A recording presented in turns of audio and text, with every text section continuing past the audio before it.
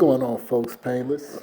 I know it's been a while, but still alive and kicking.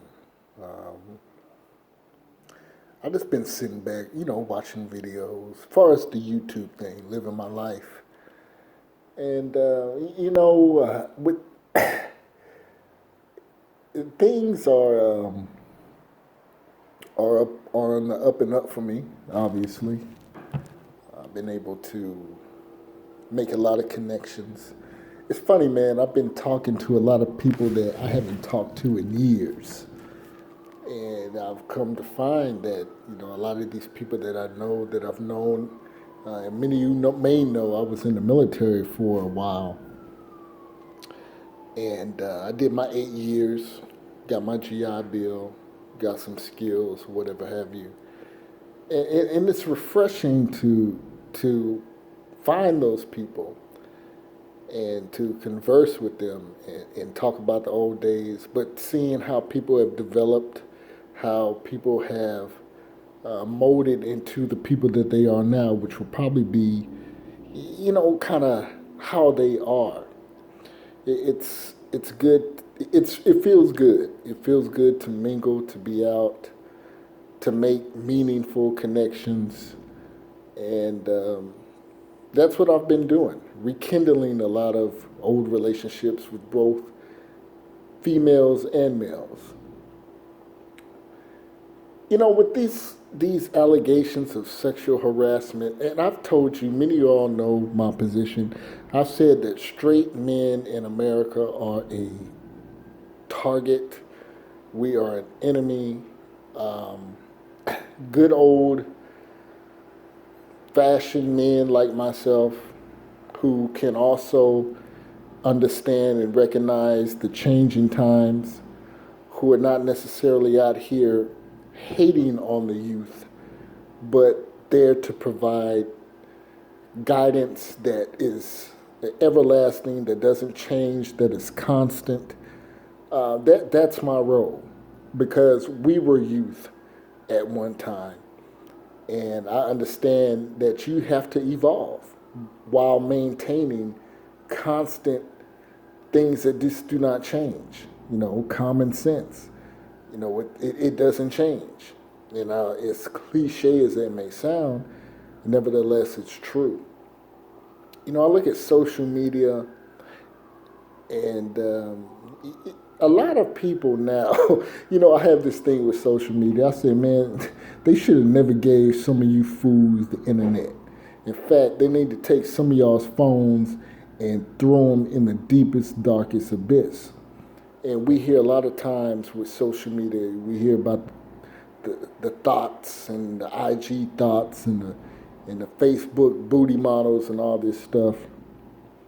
And I caution men in to absolve themselves from falling into that, to not do that, to not hit the likes, no matter how tempting it may be. And I said, women, I love women of all backgrounds, ethnicities. Women are very beautiful, but I understand that women have a place, and I believe that men are leaders of women and guide women. It can mold women.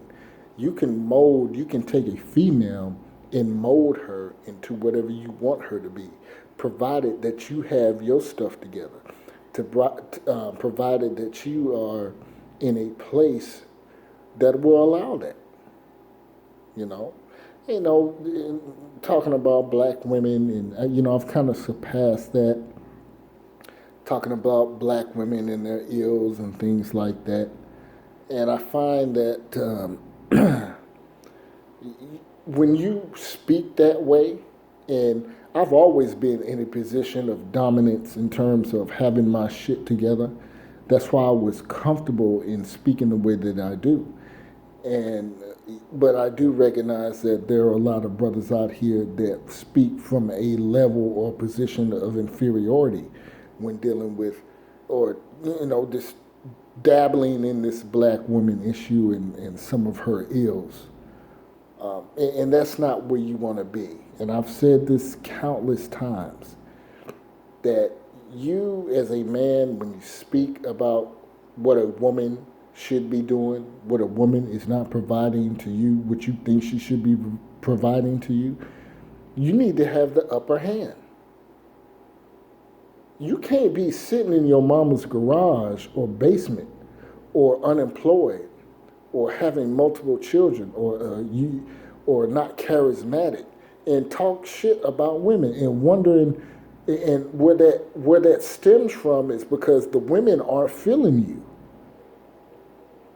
The women just aren't feeling you. If you don't have any type of charisma, any type of no sense of humor, and you broke and you can't do shit, and you don't carry yourself, in a certain manner, no woman's gonna feel you. No woman is gonna feel you. And I think it's right now at this particular point in time, with all the things that are going around with racial injustices and this race is at the focal point of a lot of things. I don't think it's very conducive to talk about women that look like me, despite how I feel, because what I'm projecting out there is it provides fuel to the things and feelings about how other people look at us. And I've gone on about this. I've talked about how black men who, while talking down about black women, will deal with another non-black woman that comes with all the shit and all the stressors that black men talk about. They'll deal with that. They'll deal with the same shit that they talk about black women do with another non-black woman. And I've never been a proponent of this. I don't support that. I, for one, tend to put women in the same boat because you'll never fully understand women, but I like to think that I have a good understanding about women. So it's a lot of things. I've done some growing myself. And it's the beauty in this thing. You're never too old for knowledge. You're never too old to learn something new. You're never too young to figure out who you are. It's about evolving and making changes as you see fit. Adjusting fire. That's what I call it. You need to be able to adjust fire in your life. It's nothing wrong with reinventing yourself, but still hold the same unmovable principles that you have, which I talked about earlier part of this video.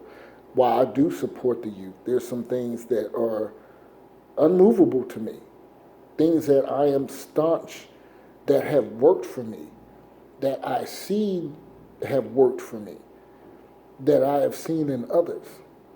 But social media kind of clouds that with both men and women. You have thirsty dudes out here, and you have attention whore seeking females out here. And when you have that type of when you have those two joined together, it's very catastrophic. It can be very bad, which is why I'm not on social media that much. It just, so I've said this before, social media gives people an opportunity to do and act and say shit that they wouldn't otherwise act in public.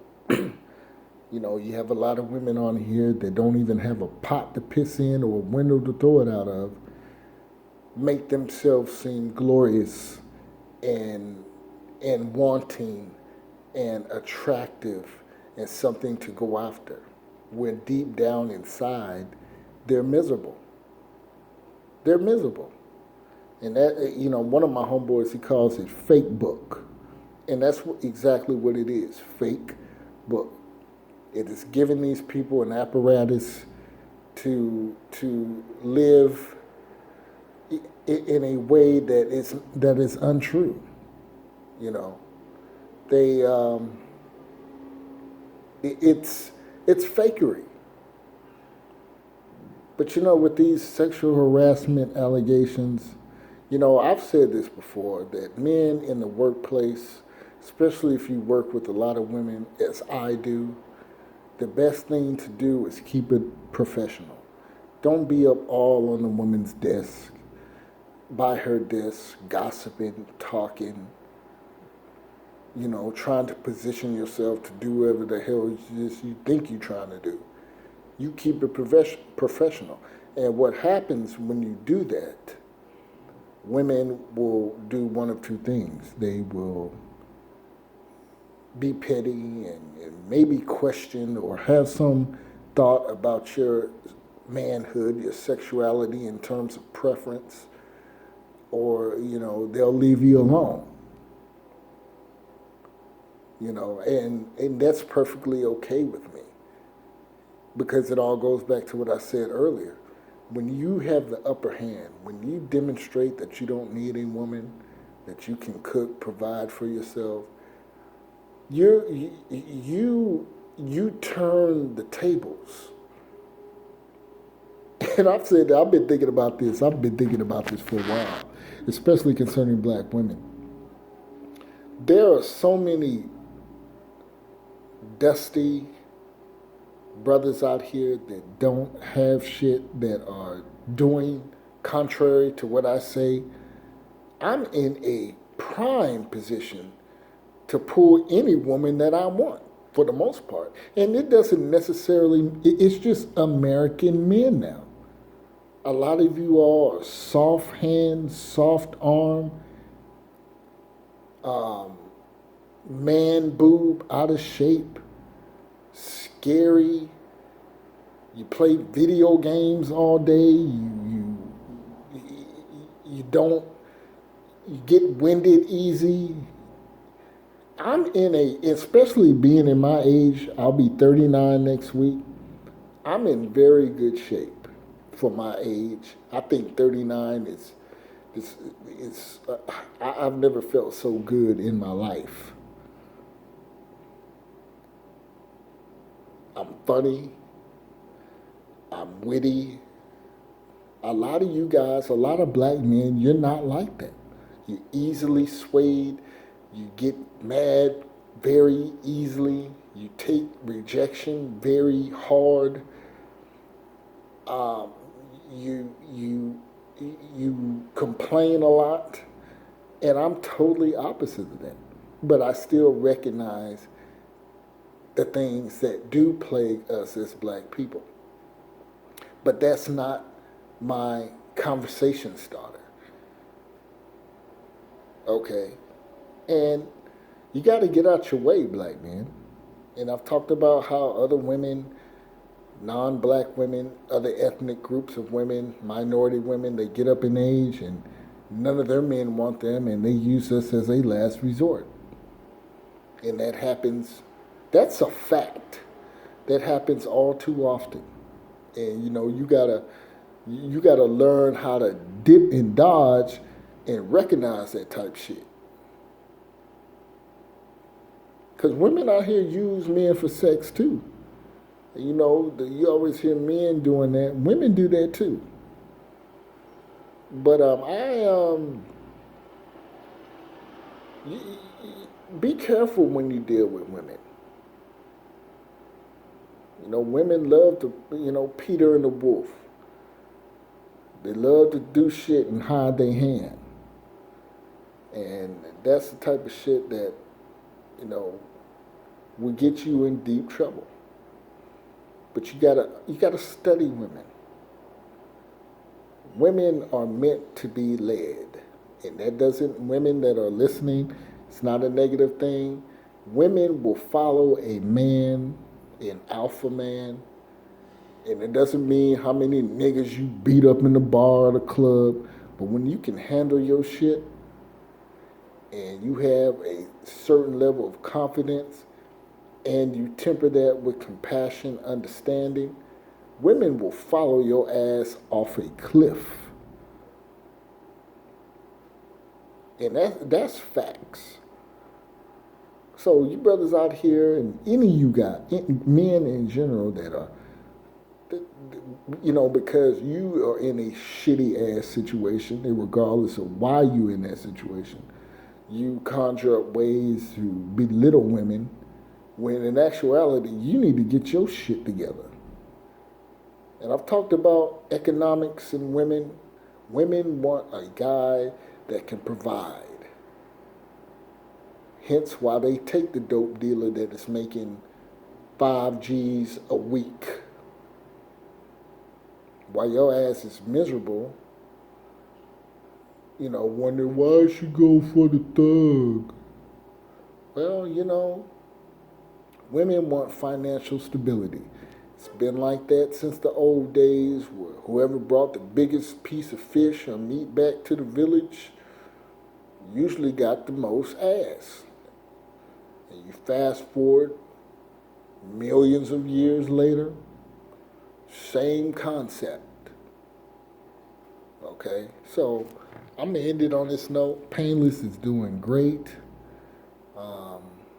I plan to be out of Hawaii by July. That's my plan. I'm just sitting back enjoying myself here, knowing that I'm going to get up out of here. I've been looking at a couple cities. Many of y'all know I've talked about Houston. Somewhere down south, I've looked at Denver. Denver is very, very attractive to me. I've looked at New Orleans too. I've looked at a multitude of cities. I can go wherever. I mean, I don't want to go to like Idaho or Montana and no shit like that, but I'm pretty open. So I'll keep you guys posted. I know I don't post videos like I used to, but I've been out here growing, learning, mingling, living life.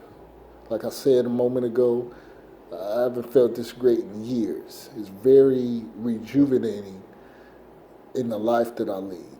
And I'm handling business, staying focused, but I'm having a good time, not thinking about settling down and nothing like that. I'm doing me. Peace.